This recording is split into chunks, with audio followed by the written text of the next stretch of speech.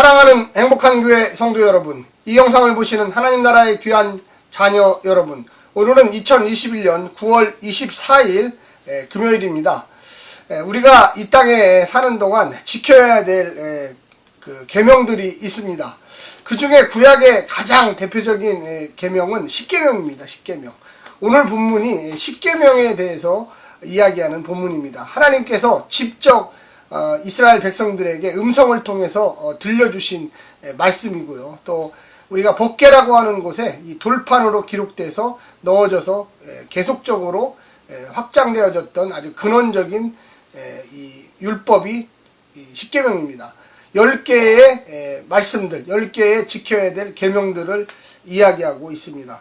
이 율법 십계명을 통해서 모든 이스라엘의 나머지 규례, 명령, 또 이런 것들이 퍼져나가게 되는 가장 근본적인 것입니다. 십계명에 대해서 여러 가지 이야기할 수 있는 본문들이 많기 때문에 오늘은 십계명에 대해서 간략하게 살펴보는 시간을 갖겠습니다. 먼저 출애굽기 20장 1절부터 17절까지의 말씀을 듣고 다시 오겠습니다.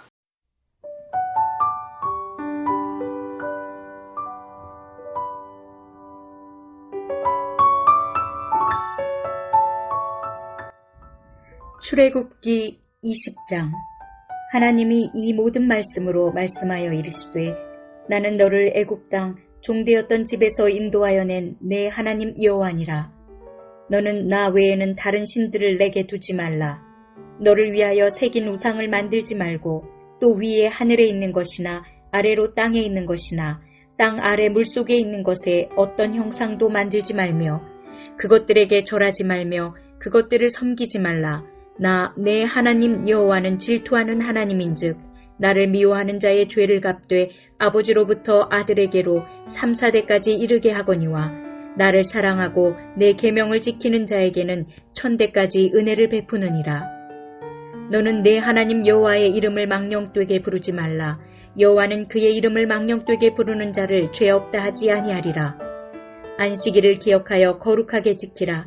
엿새 동안은 힘써 내 모든 일을 행할 것이나 일곱째 날은 내 하나님 여호와의 안식일인즉 너나 내 아들이나 내 딸이나 내 남종이나 내 여종이나 내 가축이나 내 문 안에 머무는 객이라도 아무 일도 하지 말라. 이는 엿새 동안에 나 여호와가 하늘과 땅과 바다와 그 가운데 모든 것을 만들고 일곱째 날에 쉬었음이라.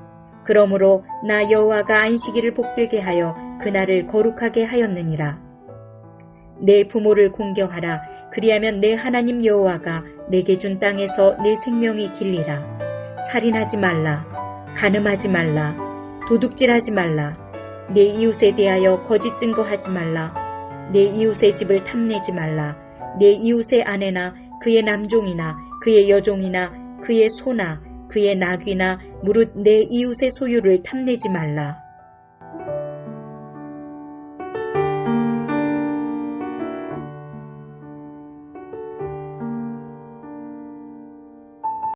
오늘 본문은 이스라엘 백성들이 시내산에 도착을 했습니다. 해서 이제 하나님과의 언약식을 갖게 되는데 이 모세와 아론이 이 하나님의 부름을 받고 이 호렙산, 시내산으로 올라갔습니다. 그 이후에 하나님께서 이제 직접 구름으로 내려오셔서 이스라엘 백성들에게 이 음성으로 하나님의 첫 번째 말씀을 들려주셨던 게 바로 십계명입니다. 십계명은 이 다른 율법들은 대부분 모세를 통하여 이렇게 알려줬다면 이 십계명은 하나님이 직접 이 구름 속에서 음성으로 알려줬던 아주 대표적인 하나님의 말씀입니다. 오늘 본문을 보게 되면 20장에서 선포된 이 계명들은요, 출애굽기 34장 28절, 또 신명기 4장 13절, 신명기 10장 4절에서 10가지 계명, 10가지 말씀으로 지칭되고 있습니다. 신명기 5장 22절에서 십계명은 하나님께서 산기슭에서 회집한 백성들의 귀에 신적 음성으로 직접 들려준 말씀이다, 이렇게 분명히 이야기하고 있고요. 다른 모든 율법과 달리 모세의 중재로 백성들에게 전달된 것이 아니라는 것입니다.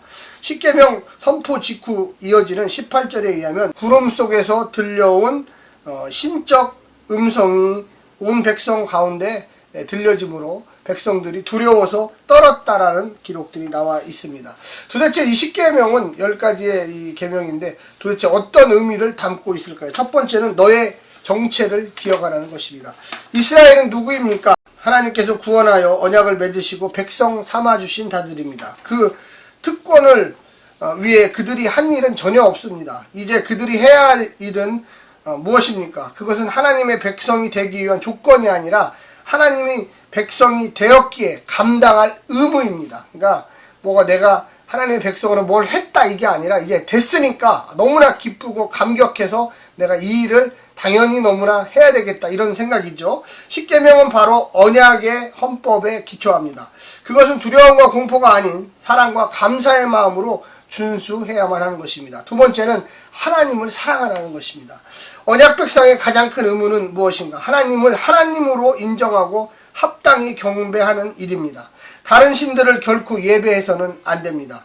누구에게 충성하는지가 내가 누구인지를 결정합니다. 그러나 하나님을 대체할 만한 그 어떤 것도 두어서는 안 되는 것이죠. 하나님의 자유를 제약하는 그 어떤 형상들도 안 됩니다. 형상화하는 순간 하나님 없이 형상만 남고 그것은 우상으로 경배하는 대상이 되기 쉽습니다. 하나님은 그런 경배를 받고 싶지가 않죠. 인간이 만들어 놓은 어떤 흙으로나 철로나 금으로 만든 그것들은 전부 다 우상으로 전락되어지게 되어 있습니다. 그분은 이름마저 함부로 부를 수 없을 만큼 거룩하신 분입니다. 그 이름을 불러 함부로 저주, 축복, 주문하기 위해 멋대로 사용하지 말아야 합니다. 세 번째는 안식하라는 것입니다. 안식일은 소극적으로 일 안 하는 날이다 이렇게 생각할 수가 있습니다. 물론 맞습니다. 그러나 적극적으로 하나님이 지으신 나의 생명을 잘 누리는 날입니다. 만약 인간이 안식을 누리면 종과 가축과 개까지도 쉼과 자유의 수혜자가 됩니다. 하나님 명령에 순종할 때, 쉴 때 하나님이 창조주 대접받으시고 자녀들도 사랑받게 될 것입니다. 창조주의 주기를 따라 가나안의 안식을 향해 주와 동행하듯이 이제 우리도 새 생명의 주기를 따라 부활의 구속과 자유를 누리며 살 때 영원한 안식에 참여할 수가 있습니다. 그것이 바로 주일날이죠. 거룩한 부활의 주님을 만나고 체험하고 교제하면서 살아가는 것입니다. 네 번째는 내 이웃을 사랑하라입니다.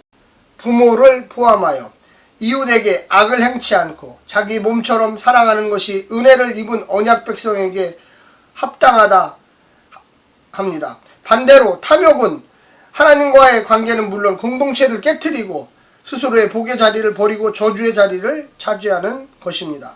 그것이 바로 악한 행동을 일삼는 것이죠. 신약에 와서 구약의 10계명을 예수님이 두 개로 압축했습니다. 첫 번째는 하나님을 사랑하고 내 이웃을 내 몸과 같이 사랑하라는 것이죠. 결론적으로 사랑하는 것, 하나님을 먼저 사랑하고 그리고 그와 같은 믿음으로 이웃을 내 몸과 같이 나도 사랑하라는 거예요. 내 몸 사랑하듯이 이웃을 사랑하라는 것입니다. 오늘 10계명에 대해서 할 얘기는 많지만 간단하게 그 10계명의 내용들을 살펴보았습니다. 왜 10계명이 필요한지, 왜 10계명이 우리 구약에서 그렇게 중요한지, 또 우리가 신약의 사람이라고 10계명을 안 지키는 게 아닙니다. 물론 예수님이 두 개 개념으로 사랑의 개념으로 딱 압축했지만 역시 마찬가지로 10계명을 철저하게 잘 지키고 이 땅에서 하나님의 명령대로 순종하면서 하나님의 백성으로서의 그 가치와 의미 또한 의무와 또한 권리를 행사할 줄 알아야만 하겠습니다. 오늘 하루도 승리하십시오. 샬롬.